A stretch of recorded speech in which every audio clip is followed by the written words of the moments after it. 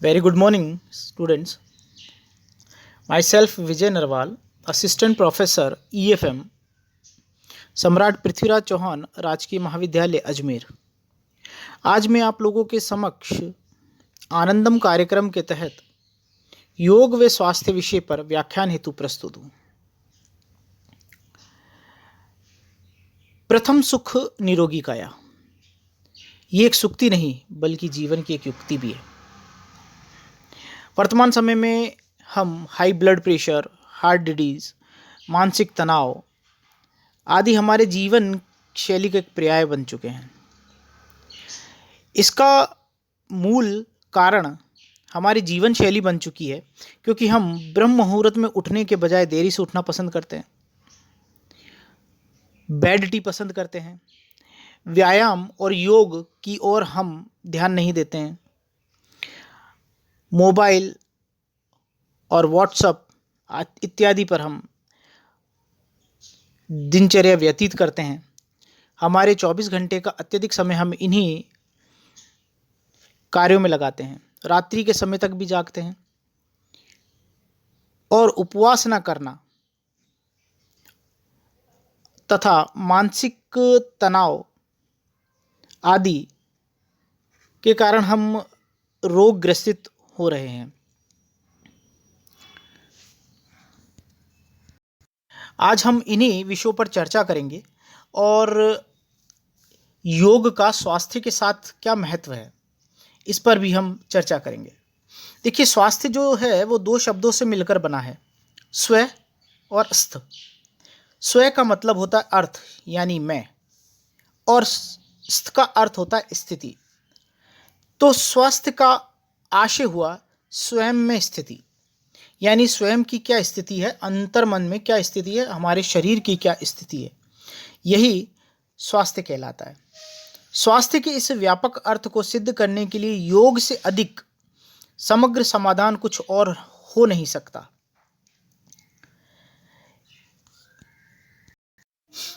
व्यास भाष्य के प्रथम सूत्र में ही योग को समाधान शब्द कहा गया है। योग और स्वास्थ्य का अत्यंत गहरा और पुरातन संबंध रहा है, जिसे आज के युग में आम जनमानस द्वारा सहजता से भी समझा जा रहा है। पूरे विश्व में 21 जून को अंतर्राष्ट्रीय योग दिवस के रूप में मनाया जाता है। यह इसका प्रमाण है। और योग हमारे शरीर पर किस प्रकार प्रभाव डालता है, ये कुछ श्लोकों के माध्यम से यहाँ स्पष्ट है। प्रथम श्लोक है, व्यायामते लभते स्वास्थ्यम दीर्घायुम बलम सुखम आरोग्यम परम भाग्यम स्वास्थ्यम सर्वार्थम साधनम। अर्थात व्यायाम से स्वास्थ्य, लंबी आयु, बल और सुख की प्राप्ति होती है। निरोगी होना परम भाग्य है और स्वास्थ्य से अन्य सभी कार्य सिद्ध होते हैं। इसी प्रकार श्रम क्लम पिपाशुणो शीतादीनाम सहिष्णुता आरोग्यम चापी परम व्यायाम दुपजायते। भावार्थ, श्रम, थकान, ग्लानि, प्यास, उष्णता आदि सहने की शक्ति व्यायाम से ही आती है, और परम आरोग्य और अर्थात स्वास्थ्य की प्राप्ति भी व्यायाम से होती है। वहीं वर्तमान जीवन शैली में हमने जंक फूड इत्यादि का प्रयोग करना प्रारंभ कर दिया है। इसका भी समाधान व्यायाम अर्थात योग में छिपा हुआ है। वो इस श्लोक के माध्यम से हम देख सकते हैं। व्यायाम कुर्वतो नित्यम विरुद्धमपि भोजनम विदघ वा निर्दोषित परिपच्यते। व्यायाम करने वाला मनुष्य गरिष्ठ, जला हुआ, कच्चा किसी भी प्रकार का भोजन, खराब भोजन क्यों ना करे, उसकी प्रकृति के विरुद्ध भी भली भांति पचा जाता है और कुछ भी हानि नहीं पहुंचाता। अर्थात यदि हम जंक फूड इत्यादि का वर्तमान समय में अगर हमें सेवन भी करते हैं तो व्यायाम के द्वारा उसको पचाया जा सकता है।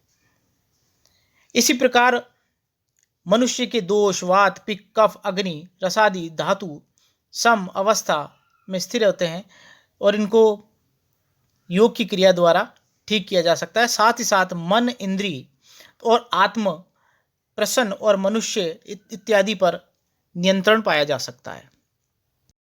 यहाँ तक कि इस श्लोक के माध्यम से भी आप देख सकते हैं, न चेन सहसा क्रमे जरा समिधि रोहिती। इस श्लोक के माध्यम से आप देख सकते हैं कि व्यायामी मनुष्य का बुढ़ापा सहसा आक्रमण नहीं कर सकता। यदि व्यक्ति व्यायाम इत्यादि में अपना समय व्यतीत करता है और कुछ समय देता है शरीर हेतु, तो इसका उसके जीवन पर गहरा प्रभाव पड़ता है और बुढ़ापा तक भी उसके साहस पर संक्रमण नहीं कर सकता है। अब बात करते हैं योग की। योग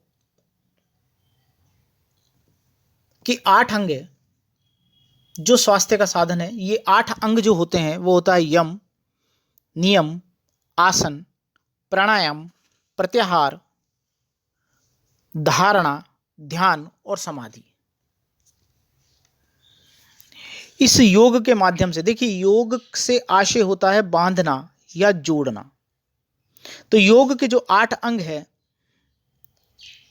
यम, नियम, आसन, प्राणायाम, प्रत्याहार, धारणा, ध्यान और समाधि, इनके करने से प्रतिदिन अगर इनका नियमित योगाभ्यास किया जाए तो कोई भी व्यक्ति की जीवन शैली से उसके जो रोग हैं वो उसको जीवन शैली को प्रभावित नहीं कर सकते हैं। विद्यार्थियों, शारीरिक व मानसिक स्वास्थ्य दोनों एक दूसरे के पूरक हैं। बिना एक के स्वस्थ नहीं रहा जा सकता या स्वस्थ की कल्पना भी नहीं की जा सकती। अर्थात शारीरिक और मानसिक स्वास्थ्य दोनों का होना आवश्यक है। शारीरिक और मानसिक दोनों पूरक हैं। यदि आदमी मानसिक रूप से स्वस्थ रहेगा तो वह शारीरिक रूप से भी स्वस्थ रहेगा। योग कई प्रकार के होते हैं, जैसे राग योग, जन योग, भक्ति योग, कर्म योग, हस्त योग। यहाँ इस स्लाइड में इन सभी योगों को दर्शाया गया है। कुंडलिनी जागरण, आप जैसे इस स्लाइड में देखेंगे, ये कुंडलिनी जागरण है जहाँ स्वादिष्ठान, अधिष्ठान, इन चक्रों का महत्व है। हम वर्तमान समय में अपनी जीवन शैली में योग, प्राणायाम इत्यादि को यदि शामिल करते हैं तो हमारे स्वास्थ्य पर इसका गहरा प्रभाव पड़ता है। यदि हम कपालभाति करते हैं तो कपालभाति के माध्यम से श्वास संबंधी रोग, रक्तदाब यानी ब्लड प्रेशर, आंतरिक ऊर्जा का संचार होता है और श्वास संबंधी रोग और रक्तदाब में आराम मिलता है। दूसरा स्वस्तिकासन होता है, जिसकी वजह से हमें पैरों का दर्द, पसीना आना, ये सब दूर होते हैं। इसके बाद होता है गोमुखासन, जो यकृत, गुर्दे, मूत्र रोग, गठिया आदि में सहायता करता है और इन पीड़ाओं को दूर करता है। इसके पश्चात होता है गोरक्षासन, मांसपेशियों में रक्त संचार, इंद्रियों की चंचलता इत्यादि को समाप्त करने में गोरक्षासन का महत्वपूर्ण है।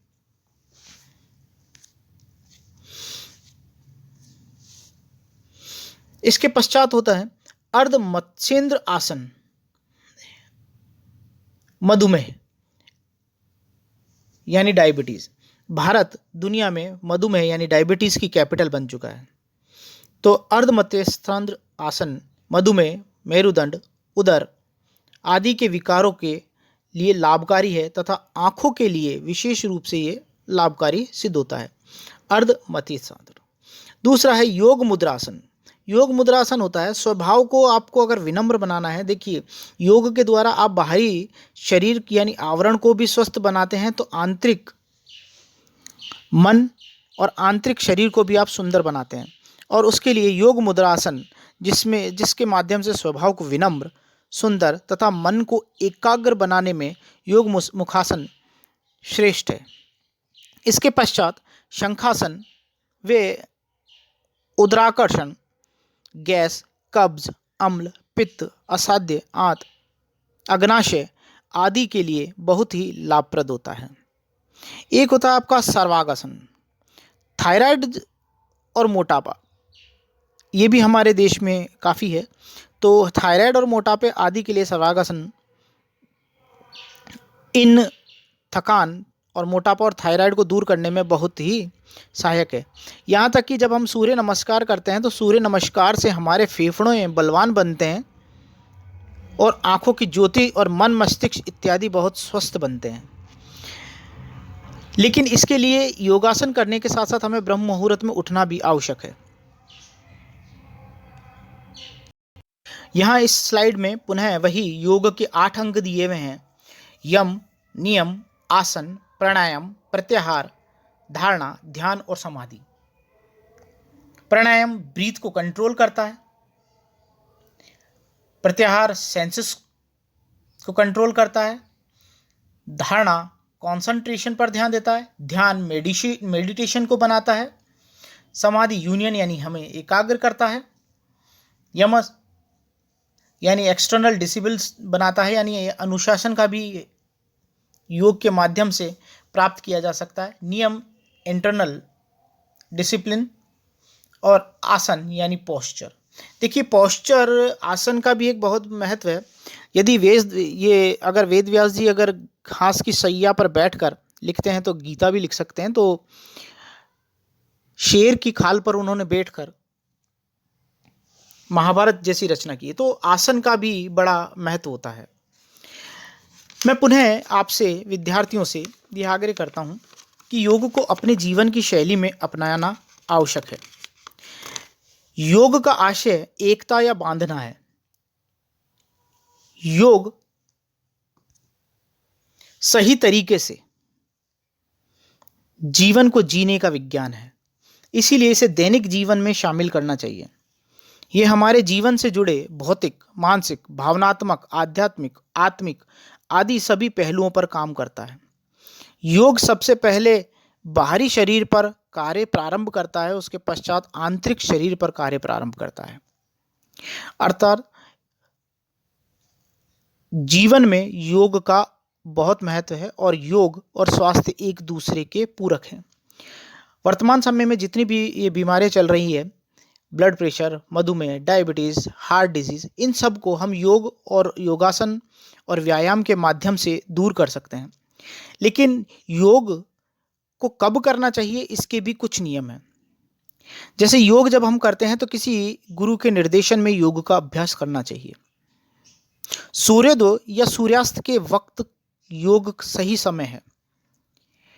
और यदि अगर हम सूर्योदय से पूर्व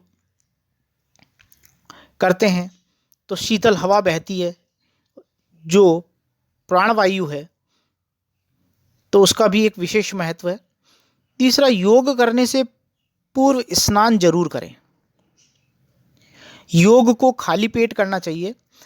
2 घंटे पहले कुछ ना खाएं और योग करने के पश्चात आधा घंटा तक कुछ ना खाएं तथा उसके बाद योग करने के पश्चात 1 घंटे बाद नहाना चाहिए। आरामदायक और सूती वस्त्र पहनकर योग करना चाहिए। उपयुक्त आसन होना चाहिए और जहां आप योग कर रहे हैं या ध्यान कर रहे हैं, व्यायाम कर रहे हैं, वहां एक शांत वातावरण होना चाहिए। विद्यार्थियों, आज के समय में बाहरी सुंदरता और के साथ साथ आंतरिक सुंदरता का भी एक विशेष महत्व है। आंतरिक सुंदरता आपके विचार, चरित्र, वाणी इत्यादि पर गहरा प्रभाव डालती है और शारीरिक सौष्ठव आपके जीवन जीने पर तथा दूसरे व्यक्तियों पर प्रभाव डालने का कार्य करती है।